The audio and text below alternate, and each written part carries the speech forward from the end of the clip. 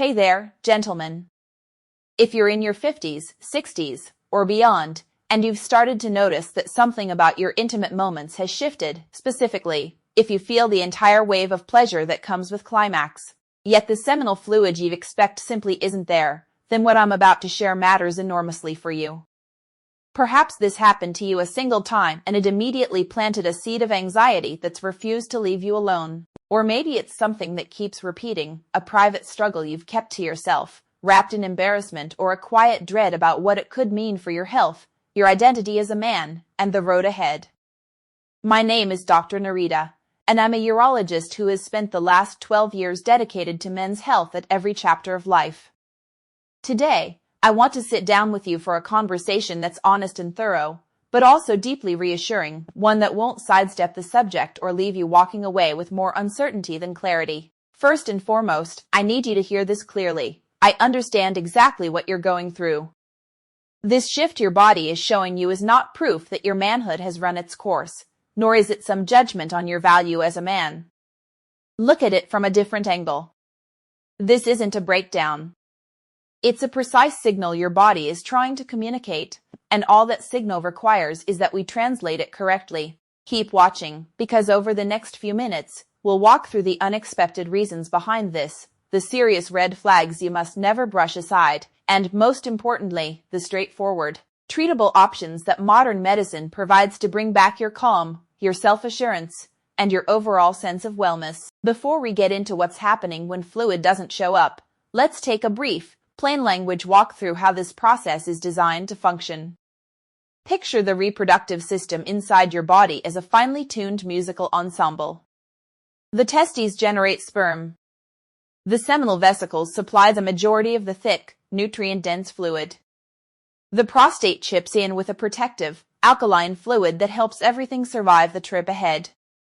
All of these components come together and collect in the urethra, poised for release. The instant climax occurs, a set of muscles fires in a rapid, rhythmic pattern that pushes this combined fluid forward and outward. It's a swift, almost instantaneous event, the outcome of an intricate, perfectly coordinated dance between your nerves, glands, and muscles operating as one. Now here's something essential, gentlemen, and I really want this to sink in. Climax and ejaculation are two entirely different events. Climax is that intense wave of pleasure controlled by your brain and nervous system. Ejaculation, on the other hand, is the actual physical release of fluid. For most of your life, these two things have unfolded together so smoothly they felt like a single moment, but underneath, they're powered by completely separate systems.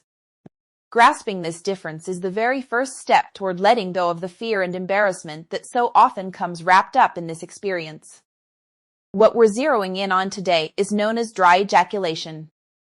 This is the clinical name for when a man experiences the full sensation of climax but observes minimal or no fluid release. Patients often bring it up to me as an empty orgasm, and I can hear the bewilderment and frustration in their voice every time they say it. That disconnect between what's expected and what actually happens is what drives so much worry. And I truly understand why. You've spent your whole life associating a physical sign with this experience, a visible marker that something happened. But here's the crucial part. Your capacity to experience pleasure can stay entirely unaffected, since that's governed by your brain and nerves. What's changed is the mechanical delivery system. This does not mean your virility has faded away. It simply means that a portion of your body's internal plumbing has a specific, identifiable explanation behind the change, and in almost every case, it's something we can manage. Quick moment before we move into the leading causes. If you're finding value in this, tap that like button so YouTube knows this content is worth sharing. Hit subscribe to become part of our expanding community of men who are actively taking ownership of their health, and leave a comment letting me know where you're tuning in from around the globe. I love watching this brotherhood of support stretch across continents. It genuinely means a lot to me. Let's now unpack the 3 leading reasons behind dry ejaculation. Understanding the why is the first move toward feeling empowered and taking real action. Reason number 1. The gate isn't holding, retrograde ejaculation. The most frequent cause behind dry ejaculation is what's called retrograde ejaculation. Here's how it works biologically. Imagine a tiny muscular valve sitting right at the neck of your bladder, acting as a gatekeeper. When climax hits, this valve is supposed to snap shut firmly, making sure the seminal fluid has only one route available, forward and out. But if that valve has become too loose, the fluid takes the path of least resistance and flows backward, straight into the bladder.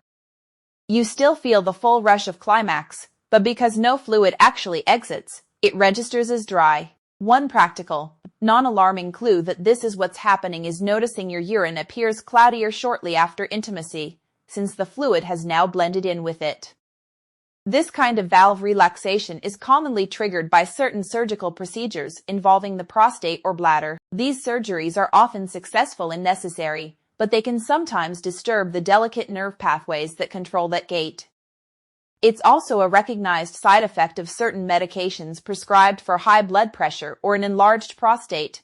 These drugs work on your blood vessels, but in the process they can also loosen that small muscle. I recall one patient, a dignified man in his 60s, who was devastated after undergoing a successful prostate operation.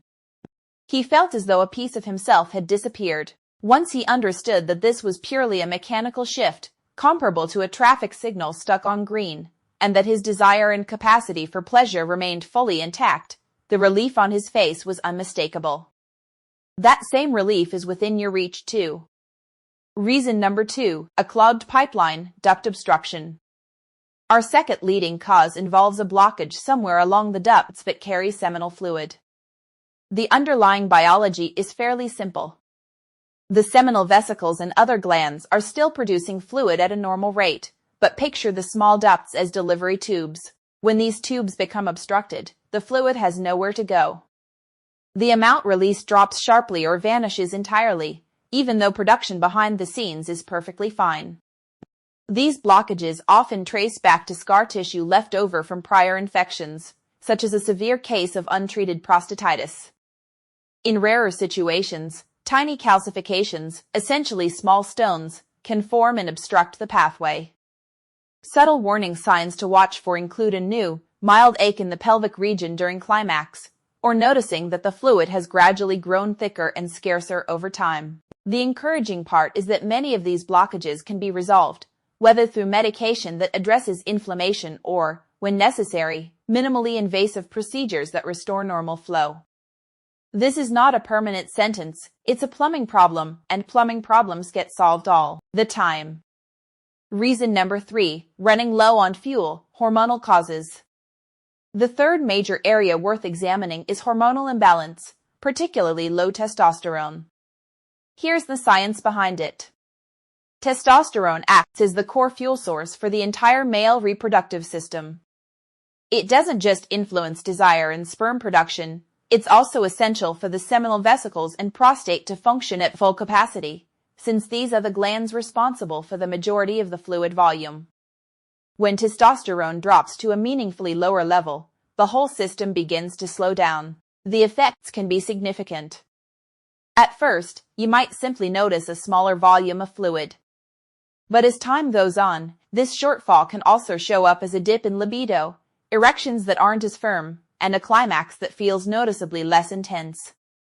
Beyond the bedroom, many men report fatigue, shifts in mood, and a gradual loss of muscle mass. Fortunately, the path forward is clear. This condition is often labeled hypogonadism, a hormonal deficiency that responds well to treatment. Once a simple blood test confirms the shortfall, carefully monitored hormone replacement therapy can often restore not just fluid production, but also energy levels, desire, and overall quality of life. It would be a mistake to simply write this off as an inevitable part of aging. I've watched men in their 70s return to my office after treatment and describe feeling like they'd been handed a second chance at life. That's not an exaggeration. That's what happens when your hormone levels are properly corrected. While the majority of these cases turn out to be manageable, as your physician I also have a responsibility to flag the more serious exceptions. Dry ejaculation can occasionally point towards something more significant, which is why it's important to pay close attention to any accompanying symptoms. Here's when you need to see a urologist right away. If dry ejaculation shows up suddenly, without any clear explanation, and especially if it comes with pain, blood present in urine or fluid, fever, or a loss of feeling in the genital region. Don't delay seeking care. These are warning signs that call for urgent evaluation. Certain neurological conditions such as Parkinson's disease, long-term uncontrolled diabetes, and in rare instances specific urological cancers, can all interfere with either the plumbing or the nerve signals involved in this process. I'm not sharing this to frighten you, I'm sharing it because catching things early makes all the difference. The men who fare best are consistently the ones who come in promptly, while treatment options are abundant and any damage still has the chance to be reversed. Beyond the physical side of things, we can't overlook the emotional weight this places on men. So many men link the presence of fluid directly to their sense of performance and masculinity. When that fluid disappears, feelings of inadequacy, anxiety, and frustration can quietly take hold. It becomes common for men to start pulling back from intimacy altogether, worried about being judged or feeling somehow less than whole. They withdraw from their partners. They stop initiating closeness. They suffer in silence rather than speaking up. Here's the emotional reassurance I want to offer you. The most powerful step toward breaking that cycle is knowledge paired with open conversation. Recognizing that this is a physical change, not a personal shortcoming, lifts an enormous burden off your shoulders. Your ability to feel pleasure, achieve erections, and experience genuine connection doesn't hinge entirely on whether fluid is present. Your intimate life can, and absolutely should, continue to be a source of real joy. I've personally witnessed marriages rescued simply because a man finally found the courage to open up to his doctor and his partner. I've seen confidence return. I've watched men look back into the mirror and genuinely recognize themselves once more. To bring this all together, I want to leave you with a clear, encouraging plan of action to help you regain control. First, don't dismiss it, get it checked out. If dry ejaculation appears suddenly or develops gradually over time, it's worth scheduling a visit with a urologist. In most cases, a simple medical history, a physical exam, and possibly a blood or urine test are all it takes to reach a clear diagnosis.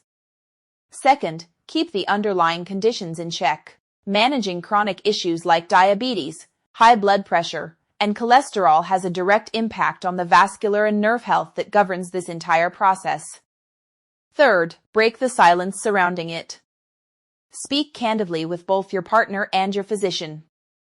Opening up about what you're experiencing is genuinely freeing, and it clears the path toward real solutions. Remember, whether the answer turns out to be a medication adjustment or a specific medical treatment, professional guidance remains your strongest ally in restoring your confidence. To sum everything up, gentlemen, the absence of fluid during ejaculation does not spell the end of your intimate life, nor is it any kind of verdict on your masculinity. It's a message from your body, one that deserves to be listened to and properly investigated with professional guidance. Whether the root cause turns out to be mechanical, obstructive, or hormonal, understanding it is the first real step.